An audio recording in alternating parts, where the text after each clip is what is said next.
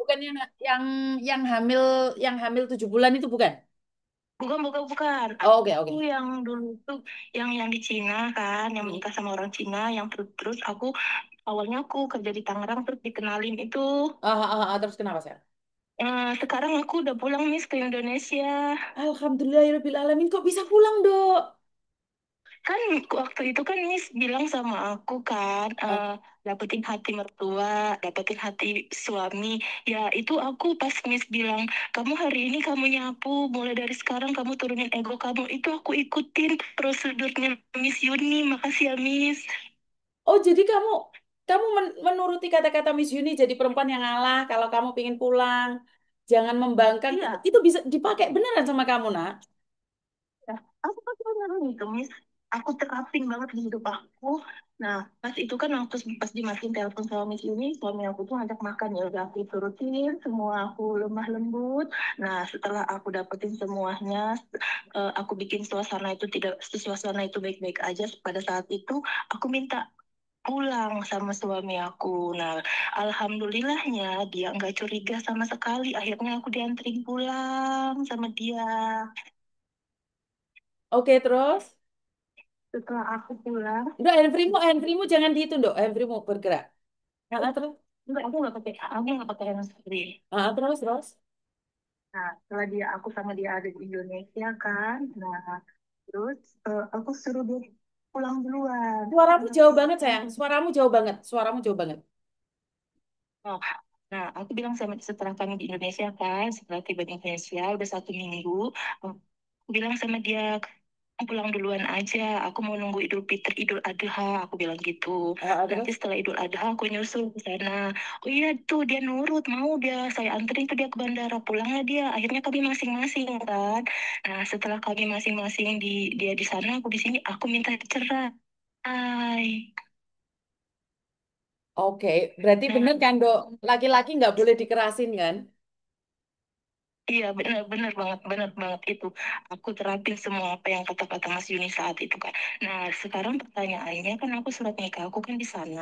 Heeh. Nah kalau misalkan suatu saat ini kan aku mau menata hidup aku kembali ya Miss. Ya aku lupain dia gitu kan. Aku hapus semua WeChat keluarganya tuh aku hapus. Nah ini aku mau menata hidupku kembali. Nah pertanyaannya kira-kira itu surat nikah aku di sana berlaku nggak ya di Indonesia? Tidak, tidak, Oh, tidak. alhamdulillah. Kenapa? Kenapa? Saya kasih tahu kamu. Saya menikah sama Pak Tony. Hmm? Nikah cerai berkali-kali. KTP saya di Indonesia masih single. Iya, aku juga masih. Terus habis itu aku pulang Indonesia kan sekarang Pak Tony lagi buat KTP Indonesia. Otomatis saya harus nikah lagi dong. Jadi Mm-mm. data-data yang dari Hong Kong ini saya bawa ke Indonesia baru saya punya status menikah. Jadi kalau kalian lihat KTP saya sampai saat ini tuh saya belum menikah. Karena KTP-nya Pak Tony belum keluar lah. Kalau KTP-nya Pak Tony sudah keluar, maka status saya sama Pak Tony menikah. Jadi Miss Uni walaupun masih tua kayak gini, masih tua. Jadi status saya tuh nggak punya anak, saya nggak punya suami di Indonesia. Oh, berarti nih, ini kan aku ada rencana aku mau menata hidupku kembali. Nah, pastinya suatu saat seiring berjalannya waktu kan aku pasti menemukan orang yang aku menyukai. Untuk suaramu nggak jelas loh, Dok. Oh, nggak jelas. Hmm. Terus? Sekarang, Jauh banget sih. Ya udah nggak apa-apa. aku nggak pakai headset padahal. Kedekatan mungkin suaramu kurang keras. Iya, nah, aku kan ini ada rencana kan mau menata hidupku kembali. Nah, seiring berjalannya waktu, mungkin aku menemukan orang yang mencintaiku dan dia juga mencintaiku. Nah, jadi kalau misalkan aku menikah itu masalah surat nikah yang ada di sana nggak berlaku sama sekali ya, Miss. Menurut pendapat saya nggak berlaku karena di satu-satu negara kan beda peraturan, Mbak. Jadi nggak ada Iya, hubungannya. benar. Nggak ada hubungannya. Kenapa Miss Yuni bisa ngomong kayak gini? Karena Miss Yuni menikah dengan orang luar tapi KTP saya Indonesia masih single. Karena waktu itu saya tidak menikah di Indonesia. Saya menikahnya di luar. Iya, sama dengan aku. Nah, Mm. terus pertanyaan yang kedua nih, menurut Miss Yuni untuk masalah aku dengan comblangnya ini itu dipermasalahin apa Laporin itu? polisi. Kalau dia mempermasalahkan, lapor sama saya laporkan dia ke polisi. Oh ya Hmm. berarti berarti jangan saya dulu yang melaporkan ya, tunggu dia ya kalau Tunggu dia, dilaporkan. tunggu dia. Tunggu dia. Hmm.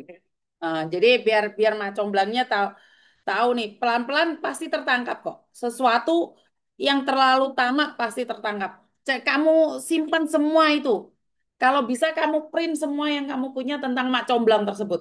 Jadi kamu simpan rapi. Suatu saat kamu diancam, tinggal keluarin aja. Cari Miss Unit. Iya. Iya. Ah, ngerti ya nak ya? Kamu sudah pulang Iya. Tangerang sayang? Aku pas pas pertama nyampe itu memang aku ke Tangerang kan, ke rumah kakak aku dulu kan. Aku Mm-mm. punya kakak kan. Nah, setelah dia balik ke Cina itu, aku anterin dia ke bandara, aku pulang ke rumah orang tua di kampung. Oke, Sekarang siap. aku masih di kampung. Siap. Ya udah kayak kayak gitu. Aku jadi tenang nih. Satu persatu Iya. menjadi cerdas, wanita cerdas itu sangat penting sekali ya sayangnya. Iya, untungnya ya Miss, untungnya alhamdulillahnya aku itu nggak hamil ya Miss. Kalau aku hamil aduh nggak tahu gimana. Ya, tetap bersyukur. Ada untungnya. Orang Indonesia itu Iya, selalu beruntung. Ya, I love you iya. sayang. Ya udah Miss, Oke, sampai. Waalaikumsalam. Teman-teman, channel ini sekali lagi hanyalah edukasi buat kalian yang sedang terpuruk, tidak tahu harus seperti apa dan bagaimana. Bukan ingin membuli, tapi kadang-kadang ingin menghajar kita secara mental. Kenapa? Karena di luar sana itu tidak seindah bacotnya Yuni. Di luar sana itu lebih keras daripada saya. Di luar itu lebih kejam daripada saya. Karena itu saya selalu memberikan spot mental aja. Tergantung dari kalian pencernaannya seperti apa dan bagaimana. Seolah-olah Miss Yuni membongkar aib kalian, tetapi aib kalian itu sebenarnya menjadi pelajaran bagi orang lain jika ingin bercermin dengan keadaan. Tetapi, jika kalian tidak paham tentang maksud dan tujuan saya, maka kalian bisa mengolahnya seolah-olah saya ingin menyakiti kalian. Tidak ada dalam hati saya yang paling dalam ingin menyakiti perempuan-perempuan Indonesia. Tidak ada. Saya juga perempuan. Saya juga butuh harga diri. Saya juga butuh dihargai. Saya juga butuh dicintai. Saya rasa semua perempuan dimanapun kalian berada, kita pasti butuh kasih sayang, butuh cinta dari laki-laki. Tapi jika laki-laki itu sudah tidak menghargaimu, apalagi sudah mencaci maki dirimu, melukai hatimu, masihkah engkau bertahan di sana? Tetapi laki-laki jahanam itu biasanya mereka play pintim dan mereka mengancam. Laki-laki jahanam nggak bisa di, dikasarin. Laki-laki jahat itu tidak bisa dikasari. Kalau kamu tidak bisa merubah dia menjadi baik, kamu harus berubah menjadi baik. Contohnya mbaknya ini yang berasal dari Tangerang, saya hanya bisa membimbing dia bagaimana caranya untuk menjadi baik terhadap suami, bagaimana caranya mengambil hati suami. Karena Cina itu tidak seperti yang kalian lihat ada di perkotaan. Cina itu ada pelosok plus pelosok, pelosok, pelosok, pelosok lagi. Mungkin tempat kamu, kampung halamanmu tak sepelosok itu. Karena itu saya selalu bilang, saya katakan, jangan mau menjadi perempuan nikah pesanan. Satu, kamu akan diperlakukan menjadi pembantu. Kedua, kamu diperlakukan tidak adil dan kamu tidak bisa mengadu ke siapapun. Sekarang saya lagi sedih dengan salah satu mbaknya yang sedang hamil 7 bulan. Apakah hati saya tidak terluka? Hati saya sangat sakit. Tapi apa yang bisa saya lakukan? Apa yang saya bisa lakukan terhadap dia? Saya hanya bisa membimbing dia, mengatakan kamu harus kuat, kamu harus sabar. Tapi sekuat-kuatnya hati berbicara. Fakta mengatakan luka. Karena itulah menjadi wanita cerdas, menjadi wanita mapan itu lebih berharga. Banyak sekali orang mengatakan, semoga suami saya kaya, semoga suami saya kaya. Tidak, saya inginnya kalian kaya. Jangan berdoa agar laki-laki yang akan menjadi pendampingmu orang kaya. Saya berharap suami saya orang kaya, suami saya orang kaya. Tidak. Saya selalu mendoakan kalian yang kaya, kalian yang sukses, kalian yang sehat. Pasanganmu sehat, pasanganmu sukses. Tetapi kalau kamu sakit-sakitan, kamu akan didepak keluar. Ingat, hidup ini diakui atau tidak, mau atau tidak mau. Semua itu tergantung dari kebutuhan. Selagi kamu bisa dimanfaatkan, disitulah kamu akan dicintai. Dan selagi kamu ada gunanya, kamu akan disayangi. Terlalu, terlalu, terlalu naif jika kamu berbicara karena saya cantik dia mencintaimu. Ya, saat kamu cantik dia mencintaimu secara ugal-ugalan. Saat kamu sudah tidak cantik lagi, dia akan meninggalkanmu. Dia mencintaiku secara brutal karena saya kaya. Ya, saat kamu kaya. Tapi saat kekayaanmu sudah hilang, maka orang itu pun akan meninggalkanmu. Tapi punyalah hati yang mencintai, maka semua bisa diruntuhkan. Paham nggak maksud saya?